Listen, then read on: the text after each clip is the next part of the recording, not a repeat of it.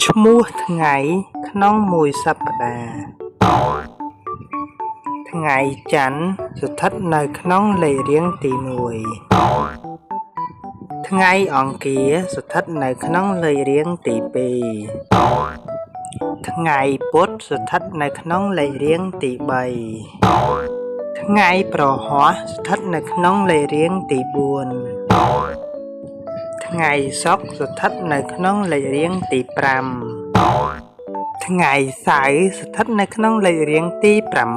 6រីឯថ្ងៃអាទិត្យស្ថិតនៅក្នុងលេខរៀងទី7ដូចនេះក្នុងមួយសប្តាហ៍មាន7ថ្ងៃដែលមានដូចជាថ្ងៃច័ន្ទថ្ងៃអង្គារថ្ងៃពុធថ្ងៃប្រហ័សថ្ងៃសុក្រថ្ងៃសៅរ៍